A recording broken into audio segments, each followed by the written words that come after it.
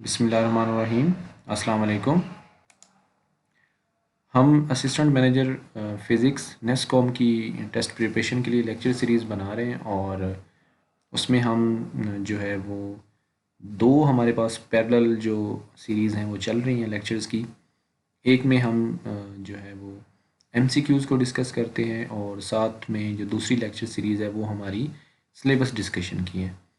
तो सिलेबस के लिए मैंने एक बहुत स्टार्ट में एक वीडियो अपलोड किया था और उसमें मैंने कुछ ब्रेकअप दिया था। उसमें इलेक्ट्रॉनिक्स हम कुछ डिस्कस कर चुके हैं, ठीक है। बाकी जो उसकी कमी होगी इलेक्ट्रॉनिक्स की वो एमसीक्यूज़ डिस्कशन में पूरी होती रहेगी।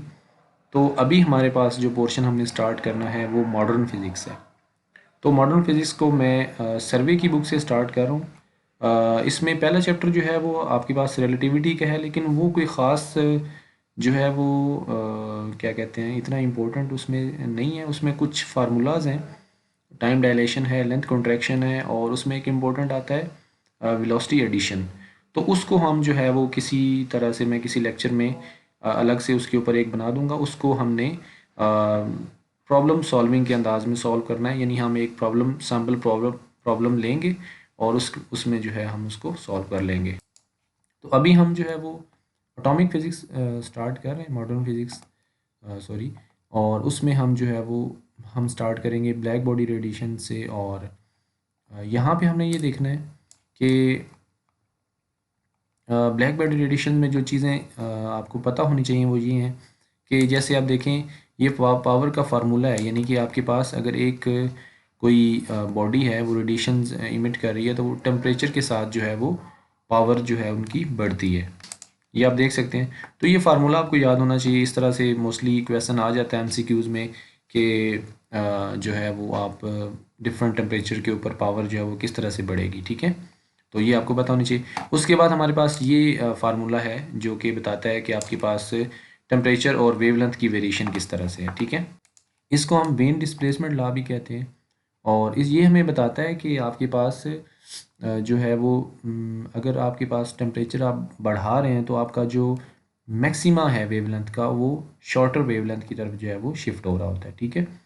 तो ये आपको याद होना चाहिए। ये कांस्टेंट की वैल्यू भी याद होनी चाहिए क्योंकि इससे मोस्टली जो है वो एमसीक्यूज़ आ जाता है। अब देखें यहाँ पे हमारे पास जो है वेन डिस्प्लेसमेंट लॉ की जो है वो उसने एक डिस्क्रिप्शन बताई है कि रूम टेम्परेचर के ऊपर the object does not appear to glow because the peak is in the infrared region of electromagnetic spectrum as sorry at higher temperatures it glows red because the peak is in near infrared with some radiation at the red end of visible spectrum। और आपको पता है कि जैसे जैसे आपके पास किसी body का टेम्परेचर हम बढ़ाते हैं तो वो यानी स्टार्ट में रेडिश होता है, उसके बाद वो ब्लू होना स्टार्ट हो जाता है और फिर एट द एंड वो जब उसको बहुत ज़्यादा हम हीट करते हैं यानी बहुत ज़्यादा टेम्परेचर उसका बढ़ता है तो वो वाइट हो जाता है। तो यहाँ से हमें पता चलता है कि ये जो वेन डिस्प्लेसमेंट लॉ है ये जो है फिज़िकल फिनोमेना के साथ जो है वो कोरिलेट कर रहा है कि जो आपके पास एमिशन है मैक्सिमम जो एमिशन हो रही होती है लैम्डा मैक्सिमम का मतलब ये है कि किस वेवलेंथ के ऊपर इंटेंसिटी मैक्सिमम है तो वो शॉर्टर हो जाती है, ठीक है। यहाँ से आप देख सकते हैं टी जो है वो बढ़ाएंगे तो लैम्डा जो है वो कम हो जाएगा। उसके बाद जो है ब्लैक बॉडी के बिहेवियर को एक्सप्लेन करने के लिए रेले जीन्स ने भी एक ला दिया था। ये इतना जो है वो ज़्यादा एमसीक्यूज़ में नहीं आता क्योंकि फार्मूला थोड़ा कम्प्लेक्स है। तो बहरहाल ये है कि बेसिकली ये होता है कि एक्सपेरिमेंटल डाटा इस तरह से और क्लासिकल थ्योरी जो है वो शॉर्टर वेवलेंथ्स के ऊपर जाके फेल हो जाती है। तो हम इसके लिए फिर हम देखते हैं कि प्लैंक ने अपनी थ्योरी पेश की थी कि जब भी रेडिएशंस जो हैं वो इमिट होंगी, ठीक है, यानी अगर ऑसिलेटर की हम बात करते हैं तो ऑसिलेटर के अंदर जब भी रेडिएशंस इमिट हो रही होंगी तो वो एक डिस्क्रीट पैकेट की फॉर्म में जो है वो इमिट हो रही होंगी। तो यहाँ पे आप देख सकते हैं कि एनर्जी लेवल्स हैं और उनके दरमियान जो है वो डिस्क्रीट जो है वो गैप आ रहा है आपके पास, ठीक है। तो उसने अपनी जो थ्योरी के बेस पे जो इंटेंसिटी के लिए उसने करेक्शन दी थी वो कुछ इस तरह से थी और ये जो है वो एक्सपेरिमेंटली डाटा को ये उसके साथ फिट हो रही थी। अच्छा, यहाँ पे ये जो ग्राफ है ये बहुत इंटरेस्टिंग है। जो है आपके पास टेस्ट के हवाले से तो इतना इम्पोर्टेंट नहीं है लेकिन इंटरव्यू के हवाले से या कंसेप्चुअल अंडरस्टैंडिंग के हवाले से बहुत इंपॉर्टेंट है। अब देखें शॉर्टर वेवलेंथ के ऊपर भी इंटेंसिटी कम है, लॉन्गर वेवलेंथ के ऊपर भी इंटेंसिटी कम है, ठीक है। लेकिन अब यहाँ पे देखें कि ये ऐसा क्यों है कि शॉर्टर पे भी इंटेंसिटी कम है और लॉन्गर पे भी कम। इंटेंसिटी बेसिकली आप कह लें कि नंबर ऑफ एमिशंस हैं, ठीक है, कितनी ज़्यादा एमिशंस हो रही हैं। तो शॉर्टर वेवलेंथ के ऊपर एनर्जीज हाई होंगी, आपको पता है कि शॉर्ट वेवलेंथ पे एनर्जी हाई होती है। तो इसका मतलब है कि एनर्जी सेपरेशन जो है, क्योंकि एनर्जी कहाँ से आनी है, ट्रांजिशन दो एनर्जी लेवल्स के दरमियान होगी तो एनर्जी आएगी ना आपके पास। तो एनर्जी सेपरेशन ज़्यादा है, तो इसका मतलब है कि प्रोबेबिलिटी कम हो जाती है, एक्साइटेड स्टेट की प्रोबेबिलिटी जो है वो कम हो जाती है, तो फ्यू ट्रांजिशंस होती हैं। लेकिन यहाँ पे लॉन्गर वेवलेंथ पे क्या होता है, एनर्जी सेपरेशन जो है वो थोड़ी है, एक्साइटेड स्टेट्स की जो प्रोबेबिलिटी है वो भी ज़्यादा है, लेकिन चूंकि एनर्जी कम है तो आपके पास जो डाउनवर्ड ट्रांजिशंस हैं वो बेशक ज़्यादा हो रही हैं, लेकिन इंटेंसिटी जो है वो उनकी नहीं बढ़ेगी। उसके बाद हमारे पास फोटो वोलेटिक इफेक्ट है जी, बहुत इंपॉर्टेंट टॉपिक है ये, इसमें से लाजमी सवाल आएगा जब भी टेस्ट होगा आपका फिज़िक्स का, चाहे आप एटॉमिक एनर्जी का टेस्ट दे रहे हैं, चाहे आप प्यास का टेस्ट दे रहे हैं, फोटो इलेक्ट्रिक इफेक्ट में से लाजमी क्वेश्चन आएगा, ठीक है।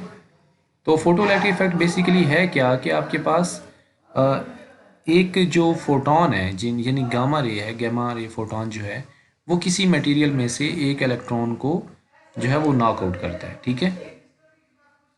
तो उसमें ये होता है कि वो फोटोन बजाते खुद जो है वो कम्प्लीटली अब्जॉर्ब हो जाता है। फोटो इलेक्ट्रिक इफेक्ट और कॉम्पटन में ये बेसिक डिफरेंस है कि फोटो इलेक्ट्रिक इफेक्ट में जो फोटोन है वो अब्जॉर्ब हो जाएगा, वो गायब हो जाएगा और उसकी जगह पे इलेक्ट्रॉन इमिट होगा। लेकिन कॉम्पटन में ये होता है कि फोटोन आ रहा होता है, वो स्ट्राइक करता है इलेक्ट्रॉन के साथ, लेकिन वो एक डायरेक्शन में स्कैटर हो जाता है, वो डिसअपियर नहीं होता, ठीक है।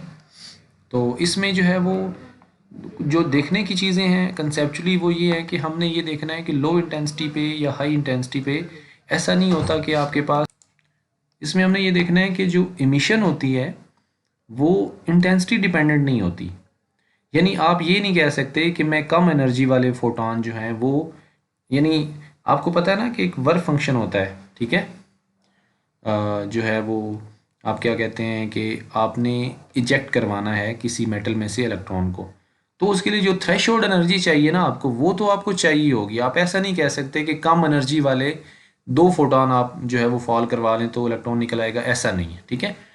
लो इंटेंसिटी पे करंट लो होगा, हाई इंटेंसिटी पे करंट जो है वो ज़्यादा होगा, लेकिन इमिशन जो है वो इंटेंसिटी डिपेंडेंट नहीं है, वो एनर्जी डिपेंडेंट है, या आप कह सकते हैं कि फोटोन की फ्रिक्वेंसी के ऊपर डिपेंड करती है।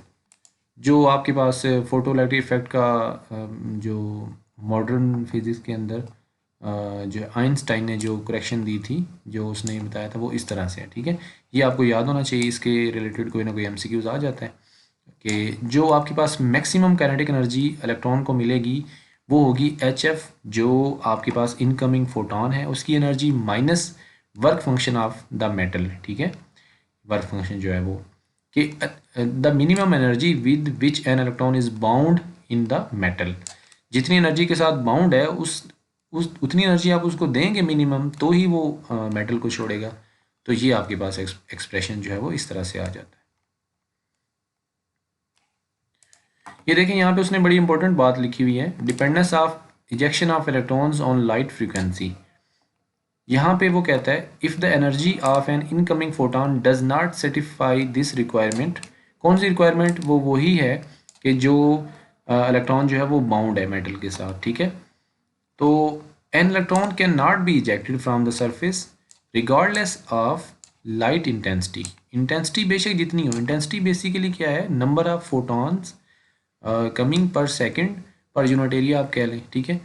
तो नंबर ऑफ फोटॉन्स के ऊपर डिपेंड नहीं करेगा, करंट डिपेंड करेगा नंबर ऑफ फोटॉन्स पे कि करंट ज़्यादा है या कम है, लेकिन जो इजेक्शन होनी है इलेक्ट्रॉन्स की वो आपके पास लाइट की फ्रिक्वेंसी के ऊपर डिपेंड करेगी। ये बहुत इंपॉर्टेंट जो है वो कंसेप्ट है, ये आप लोगों को याद होना चाहिए। उसके बाद हमारे पास काउंटर इफेक्ट है, लेकिन आई थिंक लेक्चर को यहाँ पे एंड करते हैं। आप लोगों से मैंने पहले भी एक दो वीडियोस में डिस्कस किया है कि मैं अपने चैनल को थोड़ा एक्सटेंड करना चाह रहा हूँ, तो आप लोग मुझे उसके ऊपर फीडबैक दें, ठीक है। मैं अपने चैनल में फ़िज़िक्स सब्जेक्ट के लिए जो है वो मज़ीद चीज़ें लेके आ रहा हूँ, जिसमें इंटरनेशनल जो फ़िज़िक्स के लिए टेस्ट होते हैं उनकी तैयारी करवाऊँगा। उसके अलावा जो है जो स्कॉलरशिप वगैरह आते हैं आपके पास, उनके लिए गाइडलाइन और उनकी जो है वो अप्लाई करने का तरीक़ाकार वगैरह वो भी शेयर किया जाएगा। तो आप लोगों की जो है ना राय इसमें ज़रूरी है, लाजमी आप उसमें अपनी जो है वो आप ओपिनियन दें। तो यहाँ पे लेक्चर को एंड करते हैं जी। इंशाल्लाह नेक्स्ट लेक्चर जो है वो यहाँ से ही हम कंटिन्यू करेंगे। खुदा हाफिज़।